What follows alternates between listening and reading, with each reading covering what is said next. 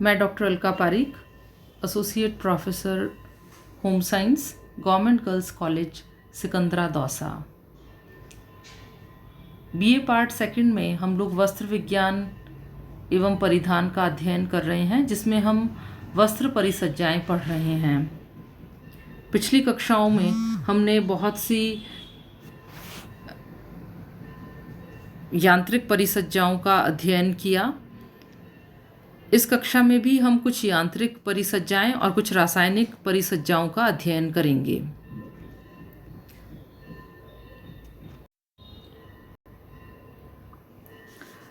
पहली यांत्रिक फिनिश जो आज हम करेंगे वो है शिनराइजिंग। शिनराइजिंग परिसज्जा के द्वारा सस्ते वस्त्रों में चमक लाकर उन्हें अधिक सुंदर, आकर्षक, चमकदार और कांतिमय बनाया जाता है, ताकि यह सहजता से व्यक्ति का मन मोह लें और उसे अपनी ओर आकर्षित कर लें और बाजार में उचित दामों में बिक जाएं। इस परिसज्जा के लिए लोहे के रोलरों पर तिरछी बारीक रेखाएं खुदी रहती हैं। ये रेखाएं प्रति इंच 550 से 600 तक होती हैं। जब वस्त्र को इन रोलरों के बीच से होकर गुजारा जाता है तो ये रेखाएं वस्त्रों पर उभर जाती हैं। प्रकाश की किरणें जब रेखाओं पर पड़ती हैं तो ये रेखाएं प्रतिबिंबित हो उठती हैं और इनसे प्रकाश फेंकता हुआ सा नज़र आता है। कोट, चेस्टर आदि के अस्तर के वस्त्र इसी विधि के द्वारा बनाए जाते हैं। अगली है प्लीटिंग।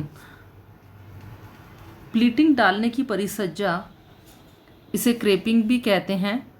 ये यांत्रिक विधि से भी की जाती है और रासायनिक विधि से भी की जाती है। यांत्रिक विधि से चुन्नट डालना एक अस्थायी परिसज्जा है।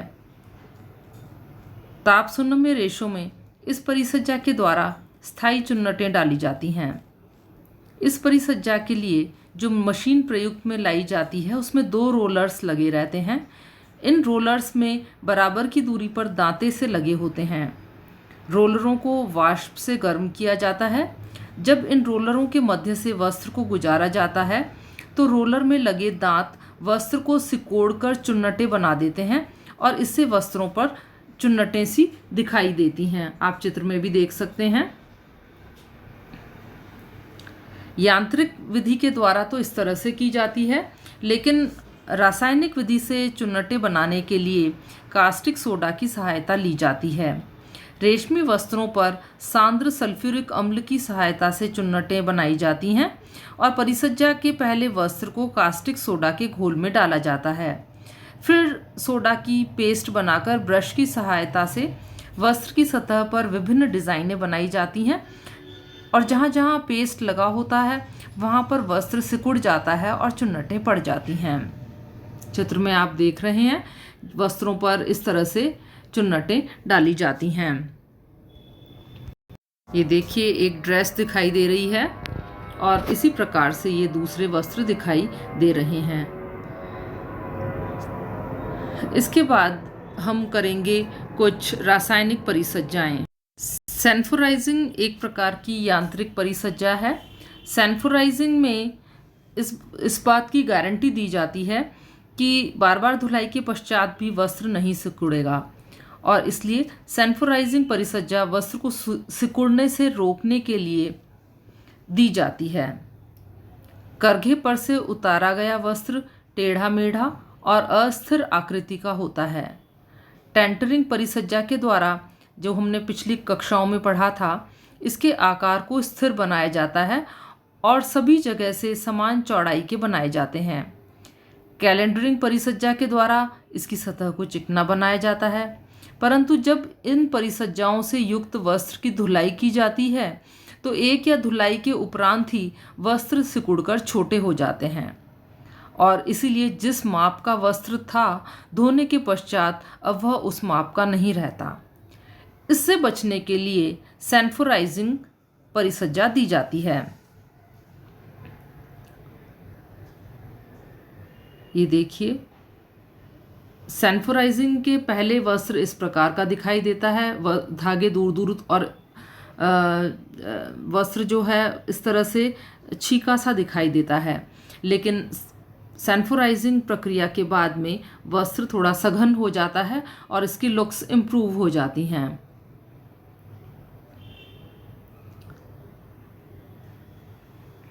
सैनफोराइजिंग प्रक्रिया के लिए जिस मशीन का उपयोग किया जाता है उसमें वाष्प के द्वारा गर्म रोलर्स लगे हुए होते हैं।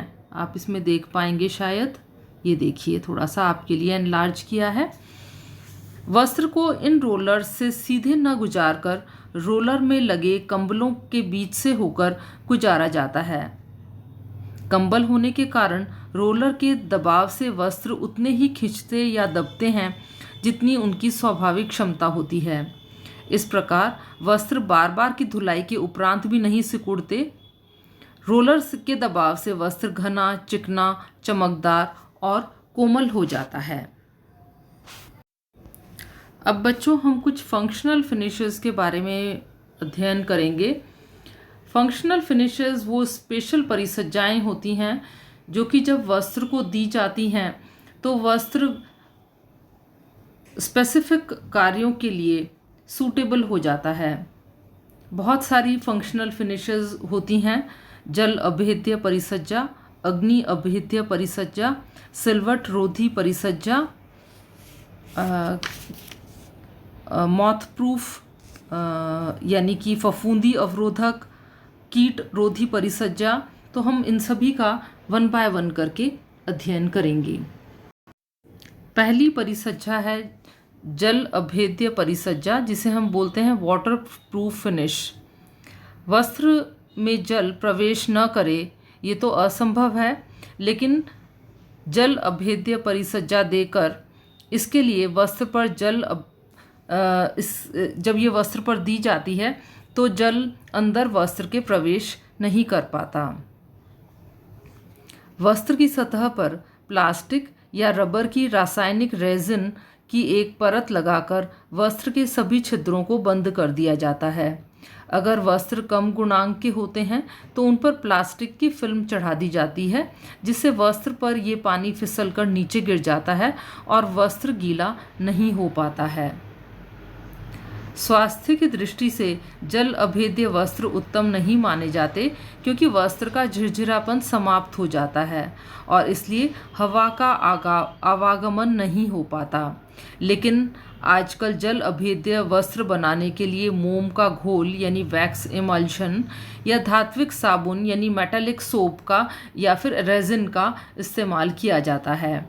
और जो वाटरप्रूफ फिनिश वाले जो वस्त्र हैं वो बरसाती बनाने के काम में, या अगर मैरिजेस के अंदर वाटरप्रूफ टेंट अगर लगाने हों, या फिर जो अम्ब्रेला है, छाता है, या जो भी गोताखोर हैं इनके द्वारा, या स्विमिंग सूट्स वाले जो क्लोथ्स होते हैं उनके ऊपर इस प्रकार की परिसज्जा दी जाती है।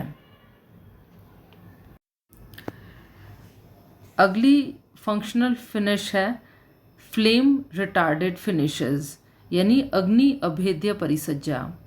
अग्निरोधी परिसज्जा से वस्त्र आग नहीं पकड़ता और ऐसे वस्त्र अग्निशमन में कार्य करने वाले कर्मचारियों के लिए काफ़ी उपयोगी होते हैं।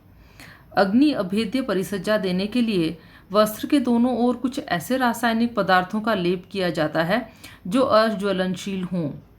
इस लेप से वस्त्र के सभी छिद्र बंद हो जाते हैं, परंतु लचीलापन और कोमलता पर कोई प्रतिकूल प्रभाव नहीं पड़ता, इसलिए पहनने पर आरामदायक महसूस होते हैं। एस्बेस्टस से बने वस्त्र पूर्णतया अग्निरोधक होते हैं। वस्त्र को अग्नि अवरोधक बनाने के लिए कुछ रासायनिक पदार्थों का लेप किया जाता है, जैसे कि THTC, 6 ऑन्स बोरिक अम्ल, 16 ऑन्स बोरैक्स और 800 ml पानी के घोल में इनको वस्त्रों को डुबो दिया जाता है। दूसरा, अमोनियम सल्फेट के घोल की मोटी परत वस्त्र के दोनों ओर लगाई जाती है। और तीसरा, वस्त्र को क्लोरीन युक्त रबर, एंटीमनी ऑक्साइड या विनाइल क्लोराइड के घोल में कुछ समय तक डालकर छोड़ दिया जाता है। इससे वस्त्र की सतह पर इनकी परत चढ़ जाती है और वस्त्र अज्वलनशील बन जाते हैं। एंटी माइक्रोबियल फिनिश नाम से ही क्लियर है, बैक्टीरिया अवरोधक परिसज्जा। यह परिसज्जा वस्त्र को न केवल फफूंदी या कीड़े के नुकसान से ही बचाती हैं, बल्कि बैक्टीरिया भी वस्त्र पर आक्रमण करके उन्हें नष्ट नहीं कर सकते। खासकर पसीने वाले गंदगी युक्त स्थानों पर बैक्टीरिया का आक्रमण शीघ्रता से होता है। परिधान के लिए वस्त्रों पर बैक्टीरिया रोधी परिसज्जा आवश्यक है। इसके लिए वस्त्रों को अमोनिया के यौगिक से प्रतिक्रिया कराई जाती है। इसमें जो रासायनिक पदार्थ जनरली काम में आते हैं वो दो होते हैं, ज़ाइकोनियम परऑक्साइड और दूसरा इथाइलिन ऑक्साइड। तो ये थी कुछ यांत्रिक और कुछ फंक्शनल फिनिशेस। आज के लिए इतना ही। Thank you.